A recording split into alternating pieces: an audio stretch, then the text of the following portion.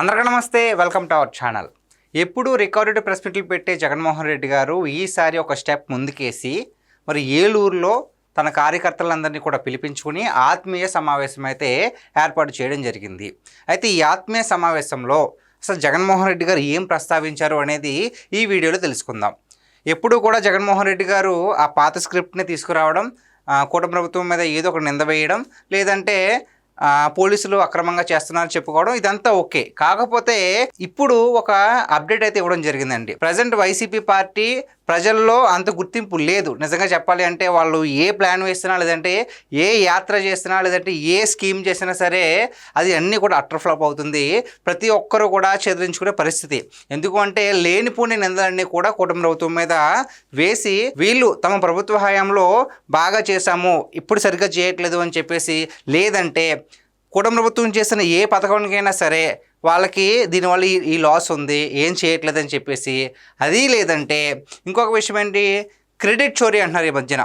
అంటే కూటమి ప్రభుత్వం ఏం చేసినా సరే నాకు క్రెడిట్ ఇవ్వాలి అని చెప్పేసి జగన్మోహన్ రెడ్డి గారు కొత్తగా ఒక్కొక్క స్టెప్ వేస్తున్నారు, కానీ ఏది కూడా వర్కౌట్ అవ్వట్లా. కాబట్టి తనకు బాగా కలిసి వచ్చినటువంటి పాదయాత్ర గురించి ప్రస్తావనను కూడా తీసుకొచ్చారు. జగన్మోహన్ రెడ్డి గారికి తను చేసిన పాదయాత్ర ఎందుకు కలిసి వచ్చింది అంటున్నాను, ప్రతి ఒక్కరికి తెలిసిందే. ఎందుకంటే మరి 2019 ఎన్నికలకు ముందు 16 నెలల పాటు ఆయన ఇడుపులపై నుంచి ఇచ్చాపురం వరకు పాదయాత్ర చేసి, నాకు ఒక ఛాన్స్ ఇవ్వండి, నేను రాజశేఖర రెడ్డి గారి బిడ్డను, నాకు ఒక ఛాన్స్ ఇస్తే మళ్ళీ రాజన్న పరిపాలన నేను తీసుకొస్తాను అని చెప్పి మాటలు చెప్తే అవన్నీ కూడా ప్రజలు నమ్మి, ఓకే మరి రాజశేఖర రెడ్డి గారు కూడా బాగానే చేశారు, రాష్ట్రానికి ఒక్క అవకాశం అన్నారు కాబట్టి ఇద్దామని చెప్పేసి ఒక్క అవకాశం ఇచ్చారు.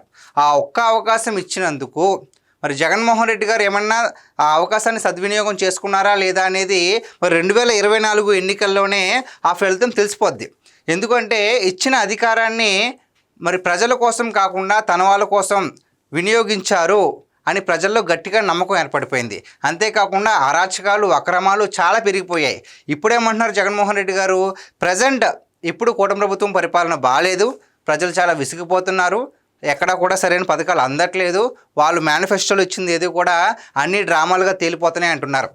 అయితే ఇక్కడ మనం ఒక విషయం గుర్తుపెట్టుకోవాల్సింది ఏంటంటే, ప్రజలకే బాగా తెలుసు ఈ విషయాన్ని. మనం ప్రజలకే వదిలేస్తే వాళ్ళే బాగా అనాలిసిస్ చేస్తారు. ఎందుకంటే మరి జగన్మోహన్ రెడ్డి గారి ప్రభుత్వంలో ఆయన చెప్పారు ఏమని, కనీసం బటన్ అన్న నొక్కేవాడు, అయినా బటన్ మాత్రమే నొక్కారండి. అయితే ఆ డబ్బులు సంక్షేమ పథకాలు అంటే అవసరం లేని వాళ్ళకు కూడా సంక్షేమ పథకాల ద్వారా అంటే రాష్ట్రాన్ని అప్పులు కుప్పులకు నెట్టేసి మరి అవసరం లేని వాళ్ళకు కూడా సంక్షేమ పథకాలు ఇవ్వడం వల్ల మరి అది ఏ విధంగా దుర్వినియోగం జరిగిందో మనకు తెలుసు. అయితే ఇచ్చిన హామీలన్నీ అందరికీ నెరవేర్చారా అంటే అది కూడా లేదు. దాంట్లో కూడా సామాజిక వర్గాలుగానే డివైడ్ చేసి మరి దాంట్లో కూడా వివక్షలు. అంతకు మించి ప్రజలు బాగా విసిగిపోయారు, రోడ్లు లేక, లేదంటే సరైన సదుపాయాలు లేక. సో ఇవన్నీ చూసిన ప్రజలు ఏం చేశారండి, ఒకే ఒక ఛాన్స్ అన్నారు జగన్మోహన్ రెడ్డి గారు, ఆ ఒక్క ఛాన్సు చూద్దాము, దాని తర్వాత మరి ఈలోపు సరిగ్గా చూస్తే ఓకే, లేదంటే మాత్రం దించేద్దామని ప్రజలు స్టార్టింగ్లోనే అనుకున్నారు. ఆ విధంగానే మరి జగన్మోహన్ రెడ్డి గారు వచ్చినటువంటి అవకాశాన్ని మరి ప్రజల కోసం కాకుండా తమ పార్టీ నాయకుల కోసం, లేదంటే తమ వాళ్ళ కోసం కష్టపడ్డారు. కాబట్టి ప్రజలు కూడా బాగా గ్రహించి ఇక చాలు, ఒక ఛాన్స్ ఇచ్చాం కాబట్టి ఒక ఆయన సద్వినియోగం చేసుకోలేదు, మనం ఎక్కడైనా సరే మన భవిష్యత్తు కోసం మనం ఓటేద్దామని గట్టిగా నిర్ణయించుకున్నారు. ఆ భవిష్యత్తు పేరే కూటమి. సో అయితే ఈ కూటమి ప్రభుత్వం వచ్చిన తర్వాత ప్రజలు లబ్ధి పొందారా లేదా అనేది మన కళ్ళ ముందే కనిపిస్తుంది. అంటే జగన్మోహన్ రెడ్డి గారి దృష్టిలో ఏమనుకుంటున్నారు, అభివృద్ధి అంటే సంక్షేమం మాత్రమే అనుకుంటున్నారు. ఇక్కడ మరి కూటమి ప్రభుత్వం ఒకవైపు అభివృద్ధి, మరోవైపు సంక్షేమం రెండింటిని కూడా సమపాలలో తీసుకెళ్తుంది. మరి జగన్మోహన్ రెడ్డి గారి హయాంలో రాజధాని ముందుకు వెళ్ళలేదు కదండి. ఆయన 3 రాజధానులు అన్నారు, పోలే ఒక్క రాజధానిని కట్టారా అంటే అది కూడా లేదు. ప్రతి ఒక్కరు కూడా మన రాష్ట్రాన్ని హేళన చేయడం. అటువంటి స్థాయి నుంచి ఇప్పుడు ప్రపంచ దిగ్గజ సంస్థలన్నీ కూడా మన రాష్ట్రం వైపు తిరుగుతున్నాయి. దేనికి? పెట్టుబడులు తీసుకురావడంలో. సో కనీసం పెట్టుబడులన్నా మీరు తీసుకొచ్చారు అంటే అది కూడా లేదు. సో ఈ విధంగా జగన్మోహన్ రెడ్డి గారు ఎప్పటిలాగే కుటుంబ ప్రభుత్వం మీద నిందలు వేశారు. కాకపోతే మరి ఇంకొక సంవత్సరంన్నరలో నేను పాదయాత్ర చేస్తున్నాను అని ప్రకటించడం జరిగింది. అయితే ఆయన ఏమంటున్నారంటే, ఇప్పటికే 2 సంవత్సరాలు కళ్ళు మూసుకున్నాము, అయిపోయింది, ఇంకో 3 ఏళ్ళు, దాంట్లో 1 సంవత్సరంన్నర కళ్ళు మూసుకుంటే నేను పాదయాత్ర చేస్తాను, ప్రజలతోనే తిరుగుతూ ఉంటాను, ఇవన్నీ చెప్పుకొస్తున్నారు.